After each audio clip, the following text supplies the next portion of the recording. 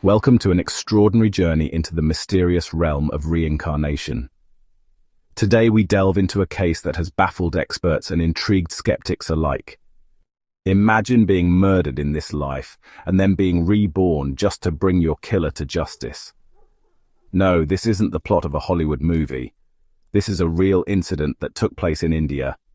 A 5-year-old boy shocked the world by identifying his past life's murderers, leaving the entire police department stunned. Even major international media outlets like the BBC rushed to cover the story. But is reincarnation really possible? How did a 5-year-old provide clues about 2 killers? And where is that boy today? Hello, I'm Imran, and today's video will take you through one of the most astonishing cases of reincarnation ever recorded. If you've ever heard of Sonar Keller and Mukul's past life memories, then this story will leave you speechless.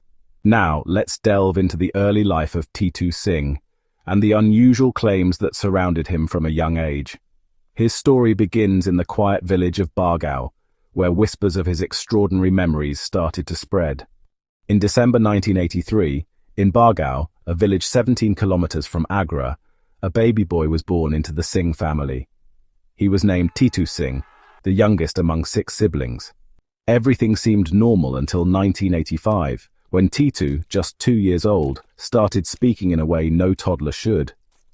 Instead of learning basic words, he told his family, "Titu, tell my wife and children to take care of themselves. You feed me here, but I worry about my family." At first, his family ignored his words, thinking it was just childish babbling, but as time passed, his claims became more persistent. He insisted, "Titu, I don't belong here. My real home is in Agra, where my wife, children and parents live. Take me back." By 1988, when Titu was 5, he made an even more shocking revelation. "Titu, my real name is Suresh Verma. My wife's name is Uma Verma, and my sons are Rumu and Somu. I owned a radio shop in Agra called Suresh Radio. 5 years ago, while driving home from my shop, 2 men shot me in the head and killed me." Imagine hearing something like this from a 5-year-old. His family was terrified, and soon word spread throughout the village. Many believed he was possessed because his mannerisms, speech and behavior were far beyond his age. He refused to play with other children, often saying, "I own a car. My wife wears expensive saris. I am not poor like you. Take me back home or I will run away." His desperate plea forced his family to investigate. Who was Suresh Verma? Why did Titu keep talking about him? His desperate plea forced his family to investigate. Who was Suresh Verma? Why did Titu keep talking about him? Suresh Verma was a wealthy businessman from Agra who owned a successful radio shop. He lived happily in his bungalow with his wife Uma, their 2 sons, and his parents. But on the evening of August 8, 1983, tragedy struck. That night, Suresh closed his shop and drove home in his white car. Just as he reached his house's gate, 2 armed men appeared out of nowhere and shot him in the head. He died instantly, slumped over in his car.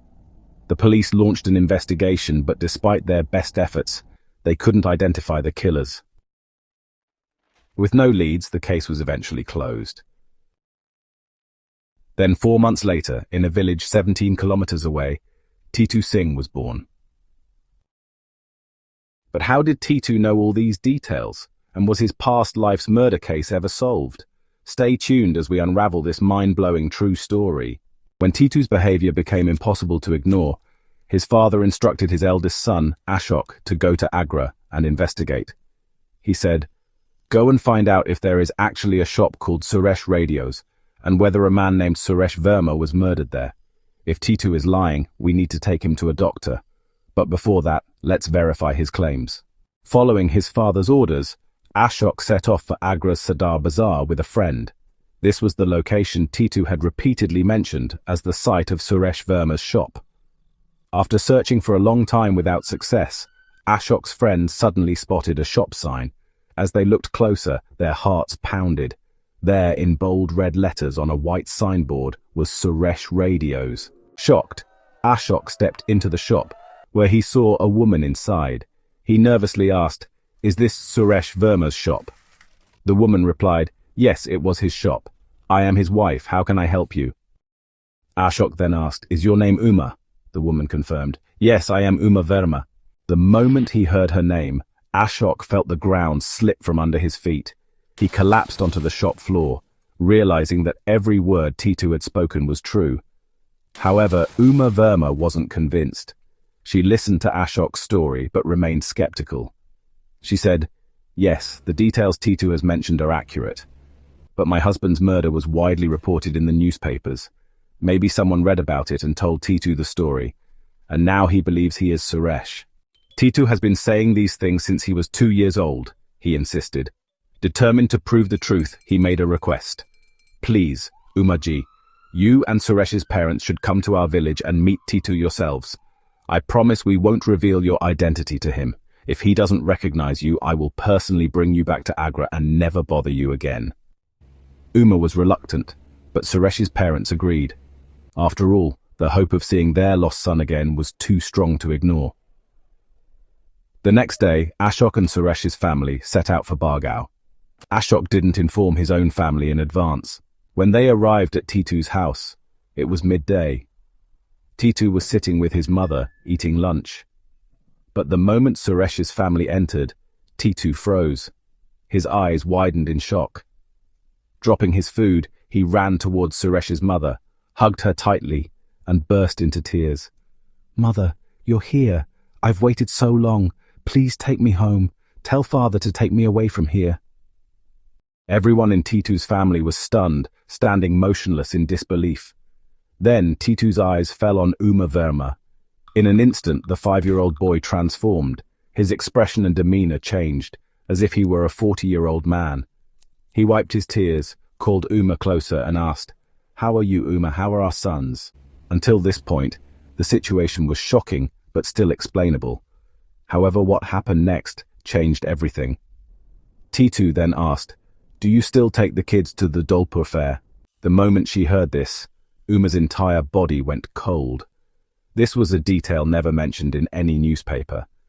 Only she, Suresh, and their family knew that Suresh used to take their children to the Dolpur fair.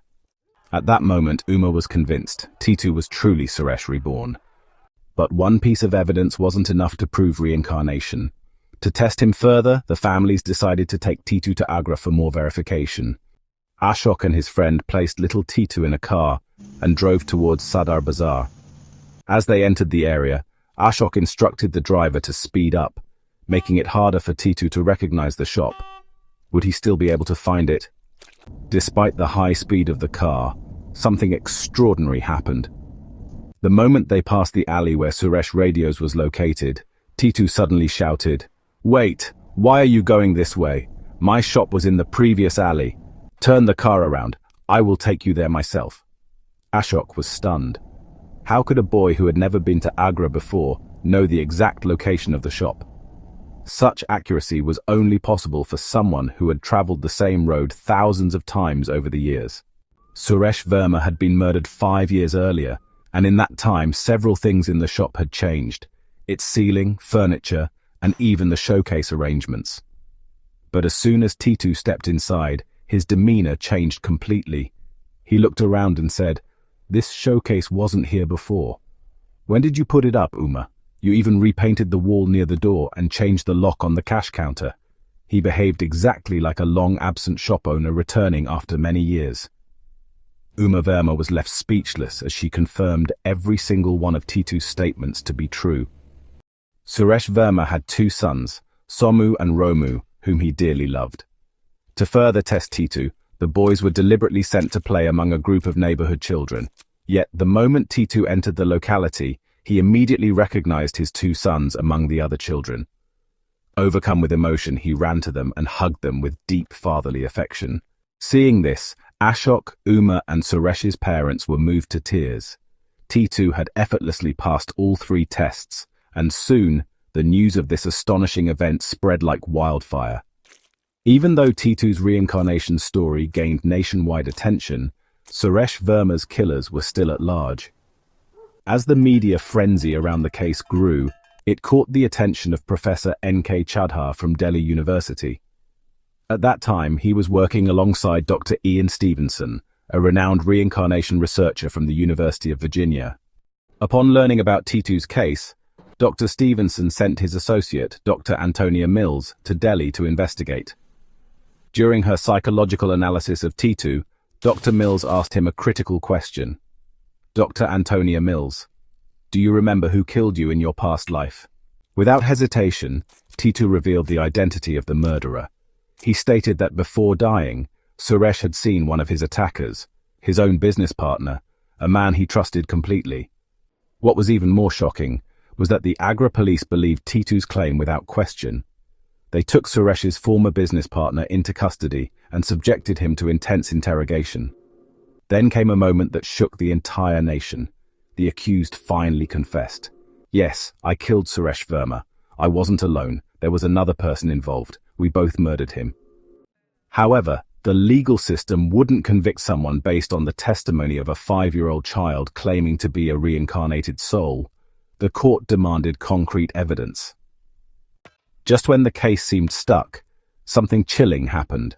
The post-mortem report of Suresh Verma was presented in court, along with a video of T2 getting a haircut. The forensic evidence revealed that Suresh had been shot in 2 specific spots on his head. The video showed that T2 was born with 2 birthmarks in the exact same locations. T2's mother confirmed in court that he had these marks since birth. The judge was stunned. For the first time in Indian history, the Agra court officially recognized T2 as the reincarnation of businessman Suresh Verma. Based on T2's testimony, the court convicted Suresh Verma's murderers and sentenced them accordingly. This case became one of the most extraordinary legal precedents ever set. Even the most experienced lawyers had no choice but to accept the unexplainable truth. Today, Turan Singh T2 lives an ordinary life. He is an assistant professor at Banaras Hindu University. Despite helping to solve his own past life murder, T2 did not stay with Suresh Verma's family. Over time, he realized that in this life, he was Turan Singh, and he chose to remain with his present family in his village. However, he still visits Agra occasionally to check in on Suresh's sons, Somu and Romu. The memories of his past life remain deeply embedded in his mind. What do you think about this incredible story? Let us know in the comments. See you in the next video. Stay safe and take care. Thank you.